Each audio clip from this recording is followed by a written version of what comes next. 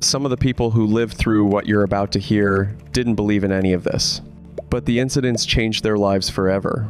And if you're new here, this is what we do. Real confessions, read exactly as they were written, no matter how uncomfortable they get. So hit the subscribe button and help me reach my goal of 500 subs. I genuinely appreciate every one of you. Let's get into it. I woke up from a dream that said, "Do not go to sea." The next day this happened. A few days ago I had a really weird experience, and honestly I still don't know what to think. For some context, me and my boyfriend went camping and were planning to go paddleboarding. We originally wanted to go out on the sea because it's something we both love doing and have done before. The night before though, I had this really vivid dream. I was holding an old button satellite phone when it suddenly started ringing really loudly and flashing a green light. Then a message popped up that just said, "Do not go to sea." I woke up remembering it so clearly that I told my boyfriend about it. We both thought it was weird, so we decided to paddle on a river instead. What we didn't realize until afterwards was that the river was actually connected to the ocean. Everything started off completely fine. The weather looked good and the water was calm. Then, out of nowhere, the weather changed. A really strong wind picked up and the river became insanely choppy. There was nobody else around. I ended up completely soaked, freezing, and with mild hypothermia. The only way back was paddling against the current, which was exhausting and honestly pretty scary. At some point I just wanted to give up. When it was all over, I suddenly remembered my dream and the fact that the river was actually connected to the ocean. I know it could just be a coincidence, but I can't stop thinking about it. Has anyone else ever had something like this happen? A mother wrote in, "Respond. At around 11 p.m. a couple years ago, I was asleep. I woke up and heard a voice say, 'Check on John now.' It was strange because I stopped checking in on my kids when they were asleep as they got older. John is my 26-year-old son. I got up and went to his room and found him slumped in a corner, not breathing. I've been an ER nurse for 25 plus years, but no amount of training prepared me to resuscitate my son. Fortunately, I had Narcan in the medicine cabinet. I had to administer it twice and provide rescue breathing until his breathing returned. After, he told me that he just couldn't handle the pain of losing his older brother and foolishly thought that suicide was the answer. Thankfully, he is doing much better. The voice that told me to check in on him was my oldest son, who passed 2 years before. The door in my closet was nailed shut for a reason. When I was 19, my mom, my sister, and I lived in a rundown 2-story house that was already old when we moved in. The place always felt strange. Not necessarily haunted. Just old in a way that made every creak sound deliberate and every shadow seem darker than it should be. There were 3 rooms downstairs and 3 upstairs. My sister claimed 2 of the downstairs rooms, while my mom took one of the upstairs bedrooms. That left me with the largest room in the house. There was only one problem. Nobody wanted it. Inside the closet was a second door. Not a normal closet door. A full-size door that had been nailed shut. Whoever sealed it hadn't used just one nail. There were several, along with old latch locks that looked like they had been added over time. The door immediately became a mystery. Why would someone hide a room inside a closet? And why go to such lengths to keep it closed? Eventually, my sister and I decided we had to know. One afternoon, armed with a hammer and more curiosity than common sense, we pulled the nails free. The door groaned as we opened it. Behind it was another room, a completely hidden room. There were no windows, no visible light switch, just darkness. The beam from our flashlight barely seemed to penetrate it. The air inside felt stale, like it hadn't been disturbed in years. Neither of us wanted to step inside. Instead, we took several pictures using the flash on our camera. Then we slammed the door shut, nailed it closed again, and ran. Later that day, we looked through the photos. Every single picture was filled with orbs. Not 1 or 2. Dozens. Some were small. Others were large enough to obscure parts of the room. At the time, we couldn't tell if they were dust particles reflecting the flash or something else. Still, the number of them was unsettling. For a while, it became one of those stories we told friends. Then life moved on. Eventually, I forgot about it. Until the morning the door opened by itself. At the time, I was working overnight shifts.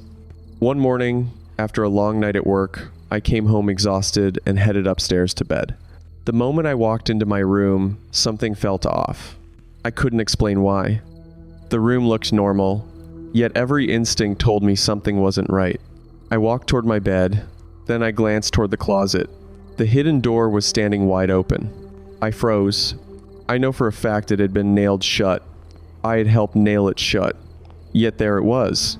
Open, not cracked, not partially open, wide open. I screamed. Then I ran downstairs. My sister probably thought I was losing my mind as I tried to explain what I'd seen, but when she came upstairs and looked for herself, she agreed to help me nail the door closed again. After that, I refused to sleep in my room. For nearly 2 months, I slept downstairs in my sister's room. Eventually, I started easing my way back. I moved my bed as far from the closet as possible. If I had to sleep in that room, I wasn't going to sleep near that door. Over time, the fear faded. Then I started dating an old friend. The woman who would eventually become my wife. With her sleeping beside me every night, I felt safe again. The room stopped bothering me. At least, that's what I thought. One night, we were both asleep when something happened that I still can't explain. I suddenly felt the back of my hair being grabbed. Not brushed. Grabbed. My head was lifted upward, then slammed sideways into my solid oak nightstand. The impact was so violent that it woke my girlfriend instantly. She sat up and asked what had happened. I didn't have an answer. I still don't. That was the last night I ever slept in that room. Not long afterward, I moved out and got a place with my girlfriend. Years have passed since then. I've lived in other homes. I've experienced plenty of things that can be explained away with logic. But every now and then, I'll think about that old house. About the hidden room concealed behind a nailed-shut door. About the photographs filled with unexplained orbs. About coming home from work to find that door standing open. And about waking up in the middle of the night with the feeling that something in that room wanted me gone. Maybe there are explanations for all of it. Maybe there aren't. All I know is that after all these years, thinking about that room still gives me chills. The story ended there, but I hope you find peace and finally move on. My little sister moved to rural Japan, and there is an active spirit in her house, seeking input, advice. Hi everyone. My little sister just moved to an older home in rural Japan for her new job.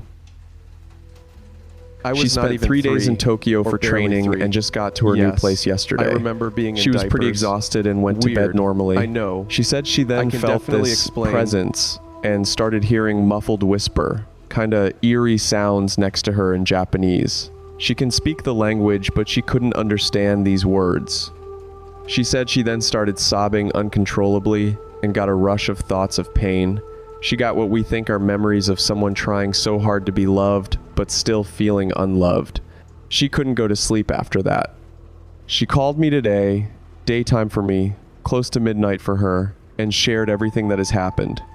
She said that she felt his presence around, and it's scaring her, and it won't let her sleep. At the same time, she doesn't think this is an evil spirit, just a spirit that is tired. She didn't tell me that, Dale, because she thought I would judge her and dismiss her. Out of both of us, I've been the one that in my childhood I would see several bad spirits and ghosts. She's only seen one herself, which I also saw as a kid. She also said she was freaked out enough to communicate it to her placement person. She actually took her seriously and said they were going to get a Shinto priest to cleanse the house soon. I asked her to put me on speaker and if I could talk to the spirit. To be honest, I did this to try to ease her mind and validate her than to try to actually communicate with the ghost. I started to talk to it and stated that we understand that he is in pain and that it must suck not being able to cross to the other side, but I asked him to please be patient with her and let her be. This is already an incredibly hard transition for her, and she's doing her best to try to get it help to cross to the other side. My sister then started to bawl her eyes out and kept saying hi to everything I said. Then she caught herself and wondered why she was responding to me and saying yes in Japanese. I started to have chills all the way in my arms and legs. I never get chills on my legs. I also felt a heaviness in my chest and a feeling of the apologies for burdening us. Lastly, I started to hear very faint sounds. I just reiterated what I had said before. Her other friend called her, and she didn't call me again till I was on my way to work. She felt the need to call my mom, but couldn't share things with her because how religious she is. I talked to my dad about it. I don't think she told him because she maybe thought he wouldn't believe her, and he even said if it's that bad, we could see if the lease could be broken and her move to another place. But to be honest, I don't know how feasible that is. And either way, it's such a small town, housing is limited and probably old too. Ironically, we haven't told her yet, but we got notified that these next week or the following are very likely to be the last 2 weeks of my grandpa's life. She did get to fly to our home country, we live in the US, but we aren't from here, and say goodbye before his situation got worse. I guess the whole point of this long post was to share, vent, but also to ask how can we help her more, help this spirit to exit the premises in addition to this Shinto priest. Thank you in advance. I'm still trying to find this town, and I can't find it even with GPS backtracking from that time. Now, I'm going to say this now, I am not really a superstitious person, but during a drive home up from Florida from helping family, I drove through a town with a weird name, a town square with shops lining the main street. The roads were red brick as they ringed the central square, where the building, which I assumed was town hall, was in the center of the town with a park out front of it. The shops were all mom and pop shops, looked like stores in use, even though the area I was driving through was a rural area, which I know a lot of old mom and pop shops don't survive long in modern times. Because where I grew up, a lot of the old mom and pop shops were shut down as newer services came into town. But when I went through that place, my fight or flight told me to leave immediately, and I couldn't figure out why. And whenever I try to remember the name, I get a bad headache or my eyes start straining like something sticking needles in my eyes. Also, when I drove through the town, it was at night, all the streetlights were on, and when I drove through, I felt like something was watching me, but when I tried to look for what it was, my fight or flight response cranked to a feeling like I wasn't meant to be there in that town, and it felt like my life was in danger of me dying. And I left the town as fast as the speed limit would let me. When I left, it felt like a weight had been lifted off my shoulders and the feeling of my own death. I left. It felt like a weight had been lifted off my shoulders and the feeling of my own. This happened when I was in southern Illinois, but the thing is I couldn't even find the town, almost like it doesn't exist. But when I try backtracking my phone's GPS data or my GPS in my vehicle, I cannot for the life of me find this town, but anytime I try to remember any other details of the town, the feeling of death hits me, like whatever is keeping me from the memory or thinking about it. I cannot explain what this feeling is, but I'll try to put it into words. The feeling of when something sees you as prey, like you're beneath its notice, whatever it is. And every time I try bring it forward in my mind, that feeling of returns, like there's information I should not have, and there's an entity watching me to make sure I can't remember, and I feel like if I do remember, it will kill me. And that's the most terrifying thing, is that whatever this thing is that sits there, keeping that town from being remembered, feels non-threatening when I don't think of the town. But even now, when writing this, I feel it there, nearby, waiting and watching. I don't know what you are or why you won't let me remember that town, but I feel like you're protecting me from something or keeping something hidden. I don't blame you. I just wish to know why. My death seems like the most reasonable way to keep the information hidden, and for some reason I even feel like if I did remember, I would be okay about it. With my death. So whatever you are, I say this. If I do remember, I agree for you to do it. Keep it from my mind, even if it kills me. Anyone else remember a green hand reaching out of objects at an early age? I was just a toddler, but I was so traumatized by it, I'll never forget it. I was not even 3, or barely 3. Yes, I remember being in diapers. Weird. I know. I can definitely explain. Anyway, the parents must have tossed me in my crib for the night, but I remember there being a box fan on a table near my crib. and a ghostly hand started coming out from the central hub of the fan. I remember screaming for Mom and Dad, and they kept coming in, but every time the light went on, the hand disappeared. But as soon as the light turned off, it saved its state. It kept getting closer and closer. I slept in my parents' room for nearly a year after that. Once I was a bit older, I slept back in the room again, and if I didn't see the thing again. I slept in the living room until we moved a few months later. My mom tells me I called it the scrim. I have no memory of what I called it. I just know that a 2-year-old, 3-year-old usually can't come up with elaborate names for things. The story ended there, but one user, Kamikaze Cunt, posted, "For some reason I have an image in my head from an illustration, it was a long time ago, of a disembodied green hand. I don't remember what it was from. I want to say a book or something I read as a child." Let's move towards the last story of the day. Who was the man in the tuxedo? I always believed in ghosts, never seen one, until that day. My mom brought us to Canada after 8 years living with my aunt. She bought an old house. Everything felt normal at first. I was 13 when this happened. My younger brother and I shared a bed. Dark maroon curtains. When sun hit, the room turned reddish. One morning I was awoken because my brother woke up and went downstairs. It was 10 a.m. I went back to sleep. Then I woke up again.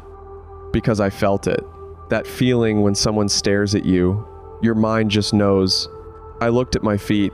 A dark figure sat at the end of my bed, staring straight right in my eyes, very angry, like I did something wrong. His look is shadow, but I could still see his attire a bit. He wore formal clothes, a tuxedo. I was half asleep, so I closed my eyes. Then my brain was like, wait, what the hell was that? I looked again, but it's gone. But I wasn't the only one. My younger brother, my older sister, my father, they all experienced something paranormal. That's it for tonight. If you enjoyed listening to these stories, please support my channel so I can bring more thrilling stories your way.